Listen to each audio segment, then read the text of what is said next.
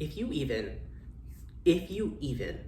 took a peek, just like a tiny little glimpsey at my personal music playlist, you would probably think I'm a 14-year-old girl from South Korea.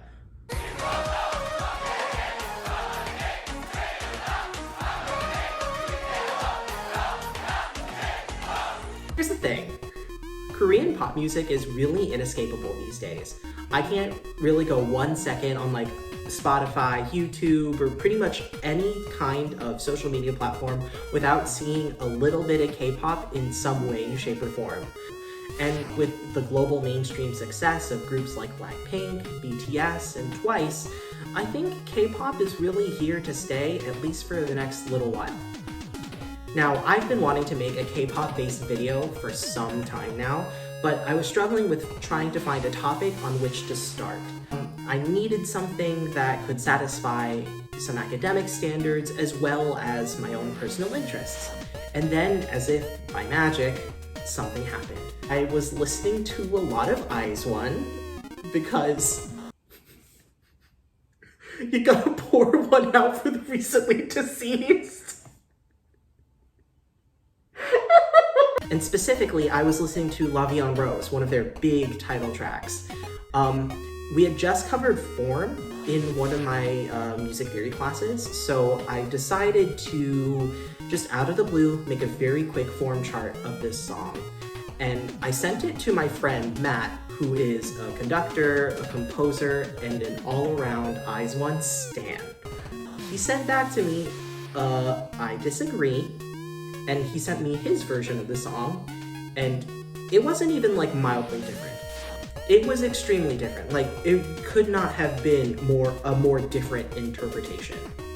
And thus, this video was born. In today's video, we'll be talking about form in Korean pop.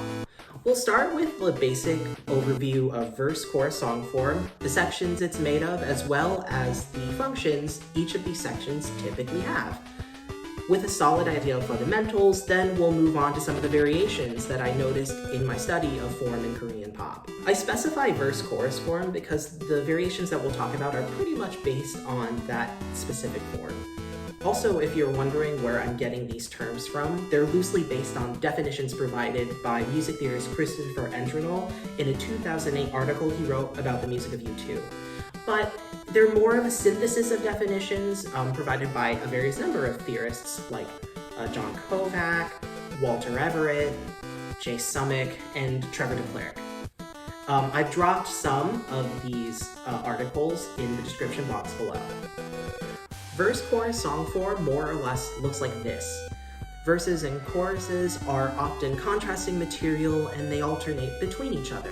Verses are generally sparser in texture and have lyrics that are unique to them, whereas choruses are of a much thicker texture and have repeated lyrics. There are other sections of a verse-chorus song form that have been introduced since the mid-20th century, namely the pre-chorus, the link, and the bridge.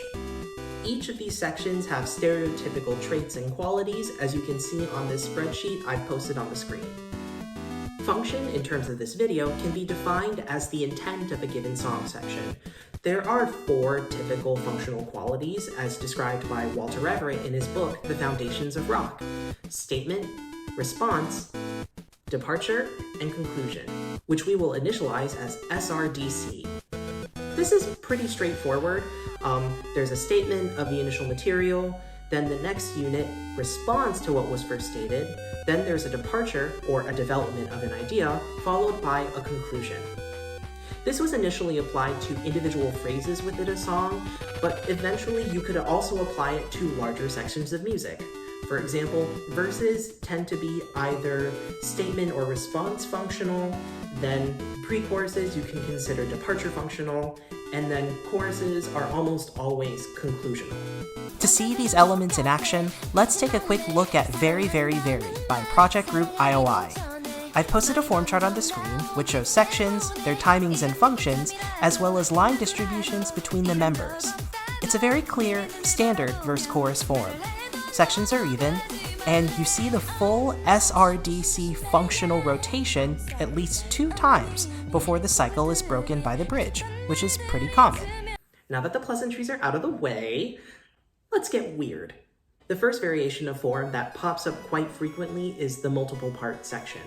A given section of music can have multiple parts that are functionally complete. In other words, they contain the full SRDC module and are independent from each other.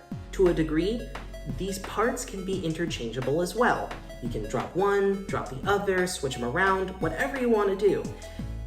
The song will just make as much sense regardless of how this particular section is transformed. The multiple part chorus is the most frequent. There are usually 2 or even 3 parts, as you can see in some of the form charts I've posted. In G-Friend's Mago, for example, there are simply 2 complete choruses. Besides the lyrical relation of, these 2 parts do not rely on each other for completeness of their ideas.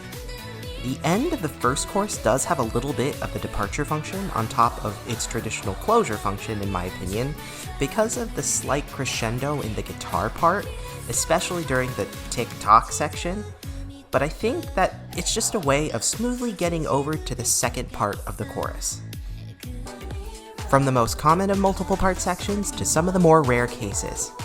There are multiple part verses and bridges in K-pop, but they don't occur with the same frequency as the multiple part chorus.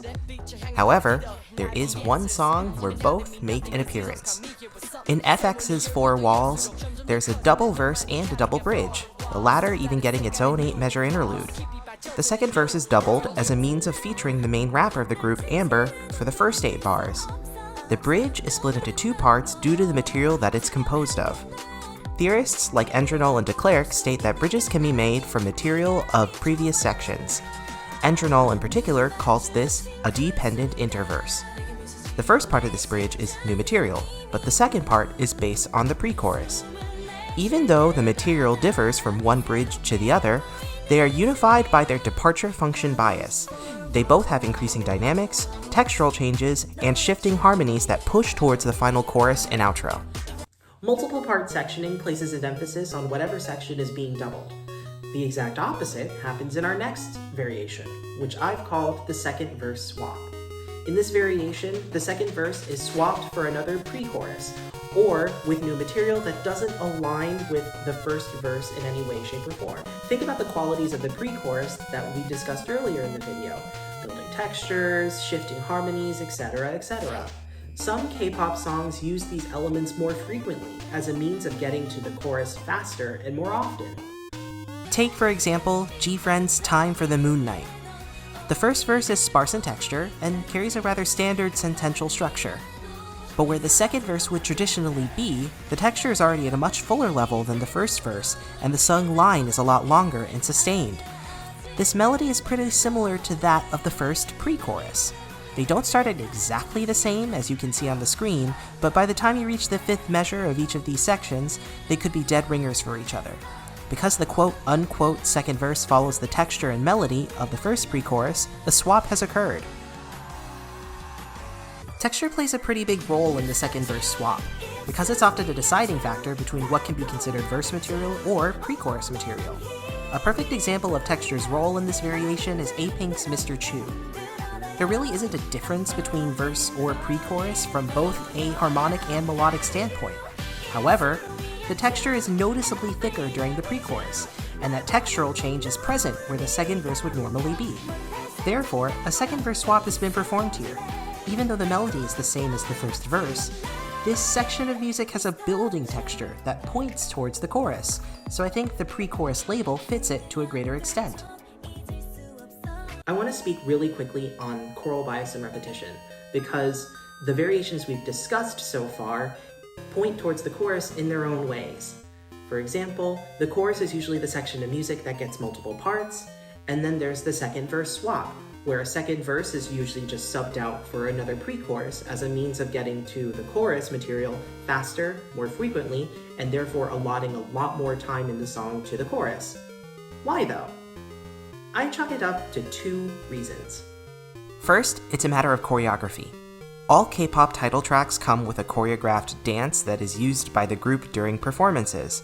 More repetition equals less choreography to create.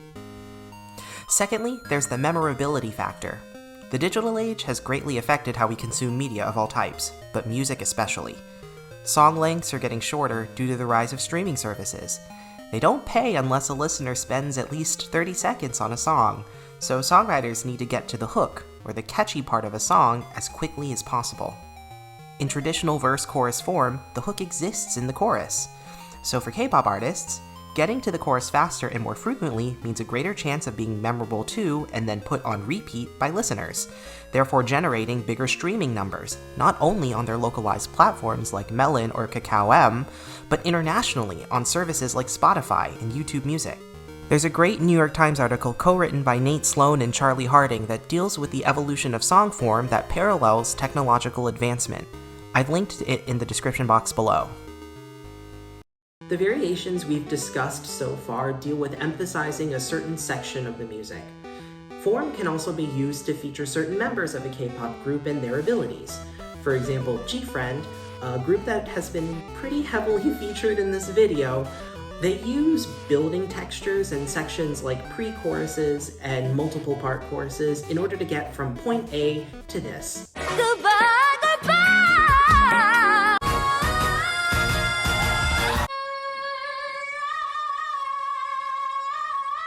But there is a group that uses form in a particular manner, one that I think warrants a detailed look.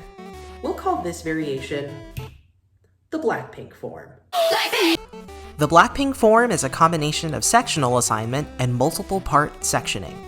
The group is made up of 4 members: Jennie, Lisa, Jisoo, and Rose. Each of them have their own roles within the group. Verses are delegated to the rappers, Jennie and Lisa. Typically, Jennie will be featured in verse 1, while Lisa is prominent in verse 2. The pre-chorus is either extremely long or 2 distinct parts, with the 2 singers of the group, Jisoo and Rose, taking responsibility for leading it. Jisoo often goes first in this section. Her voice is naturally deeper, so she can start in a lower register. Then, as the music shifts to Rose, she goes higher in her voice, mimicking the long, intense buildup of the pre-chorus. Then comes the multiple part chorus, which is used as a dance break, since it's often lyricless. Lisa is also the main dancer of the group, so choruses are often vehicles to show her off. Well, that's pretty much it. Thank you so much for joining me on my exploration of form in Korean pop music. As I mentioned before, some of the articles that I've cited are linked in the description box below, as well as a master spreadsheet of all the form charts that I made for this project, as well as links to stage mixes that I used for visuals, as well as songs. So yeah, it's the end of the video. Bye!